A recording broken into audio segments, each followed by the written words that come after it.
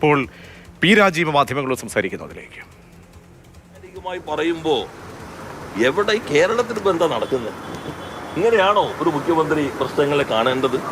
അദ്ദേഹത്തിന്റെ ഓഫീസ് ഒന്നും നോക്കുന്നില്ലേ? ഈ കേസ് ഇപ്പോഴും ഉണ്ട്, അതിന്റെ ഡേറ്റ് കിട്ടിയിട്ടില്ല, ഗൗരവമായ പ്രശ്നമാണ്. അദ്ദേഹം പറഞ്ഞത് എന്താ? രണ്ടാമത്തേത്, ഇത് പറഞ്ഞിട്ട് ഒന്ന് കടത്തി പറഞ്ഞു, പ്രതിപക്ഷ നേതാവ് വർഗീയത പ്രചരിപ്പിക്കുന്നു. മുസ്ലിം വിശ്വാസം അനുസരിച്ചുള്ള ഒരു കാര്യങ്ങൾ കൈകാര്യം ചെയ്യുന്ന ബോർഡിനകത്ത് മുസ്ലിം മതവിശ്വാസവുമായി ബന്ധപ്പെട്ടവരെ പാടുള്ളൂ എന്ന നിലപാട് BJP ഇവരെ രാഷ്ട്രീയ പാർട്ടികൾ കോൺഗ്രസ് ഉൾപ്പെടെ സ്വീകരിച്ചിട്ടുള്ള അതേ നിലപാട് ഇപ്പോൾ കേരളത്തിന്റെ പ്രതിപക്ഷ നേതാവ് പിണറായി വിജയൻ പറയുമ്പോൾ BJPയുടെ വ്യക്താവായിട്ട് ശ്രീ VD സതീശൻ പറയാണ് ഇത് വർഗീയത പ്രചരിപ്പിക്കുന്നു.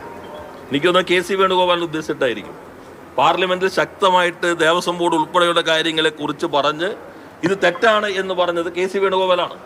രാഹുൽ ഗാന്ധിയുടെ നേതൃത്വത്തിലെ കോൺഗ്രസിന്റെ സമീപനത്തിന് ഘടകവിരുദ്ധമായിട്ട് നിലപാട് സ്വീകരിച്ചത്. വഖഫ് ബോർഡിനകത്ത് ഇതര മുസ്ലിം ആളുകളെ ഉൾപ്പെടുത്തണം എന്നുള്ള നിലപാട് വർഗീയമാണ് എന്ന് പറഞ്ഞാൽ, ഉൾപ്പെടുത്തരുത് എന്ന നിലപാട് പറയുന്നത് വർഗീയത പ്രചരിപ്പിക്കുകയാണെന്ന് പറഞ്ഞാൽ യഥാർത്ഥത്തിൽ ഏത് പാർട്ടിയിലിപ്പോ കേരളത്തിന്റെ മുഖ്യമന്ത്രി നിൽക്കുന്നത്? രാഹുൽ ഗാന്ധിയും ഇവരെല്ലാം നയിക്കുന്ന കോൺഗ്രസിനകത്ത് തന്നെയാണോ അദ്ദേഹം നിൽക്കുന്നത്? അത് BJPയുടെ വാദമാണ് അദ്ദേഹം പറഞ്ഞത്.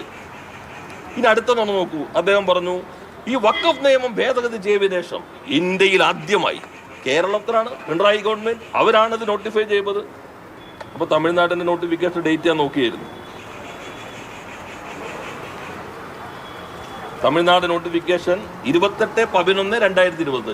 ഇത് 2025 നവംബർ 28-ാം തീയതി തമിഴ്നാട് ഗവൺമെന്റിന്റെ നോട്ടിഫിക്കേഷൻ. ആ notification, the government have therefore decided to constitute the Tamil Nadu Waqf board by appointing the following persons as members. ഇത് വരുന്നത് നവംബർ 2025 നവംബർ 28-നാണ്.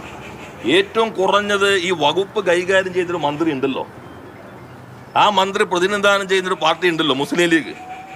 ഞാൻ മനസ്സിലാക്കിയെടുത്തോളം ശ്രീ തിരു കെ നവസാനി MP അദ്ദേഹം ഉൾപ്പെടെയുള്ള ഇതിനകത്ത് പ്രധാനമായി നയിക്കുന്നത് ലീഗിന്റെ ആളുകൾ കൂടി ഉള്ളതാണ് തമിഴ്നാടിന്റെ ബോർഡ്. ആ തമിഴ്നാടിന്റെ ബോർഡ് DMK ഗവൺമെന്റ് രൂപീകരിച്ചതിന് ശേഷം കേരളത്തിന്റെ ഗസറ്റിന്റെ ഡേറ്റ് നിങ്ങൾ നോക്കൂ. കേരളത്തിന്റെ ഗസറ്റിന്റെ ഡേറ്റ് 4/2/2026. 2026 ഫെബ്രുവരി കഴിഞ്ഞിട്ടാണോ 2025 നവംബർ കേരളത്തിന്റെ മുഖ്യമന്ത്രിയെ സംബന്ധിച്ച് വരുന്നത്? ഇതല്ല ഇപ്പൊ പബ്ലിക് ഡൊമൈനിലുണ്ടല്ലോ. പണ്ടത്തെ പോലെ ഇങ്ങനെ പറഞ്ഞ് വാചക കസർത്ത് കൊണ്ടും ശരീരഭാഷ കൊണ്ടും നിൽക്കാൻ കഴിയുന്നതാണ്. പറയുന്നത് മുഖ്യമന്ത്രിയാണ്. പഴയ വഖഫ് ബോർഡിലെ മുസ്ലിങ്ങളുടെ നിയമനവുമായി ബന്ധപ്പെട്ട് ഹൈക്കോടതിയിൽ സ്വീകരിച്ച നിലപാടിനെ ചൊല്ലി വിമർശനം ഉയരുന്നു. മാത്രമല്ല ഇന്ന് മുഖ്യമന്ത്രി പ്രതിപക്ഷത്തെ, അതായത് മുൻ സർക്കാരിനെതിരെ കടുത്ത വിമർശനങ്ങൾ കൂടി ഉന്നയിച്ചിരുന്നു.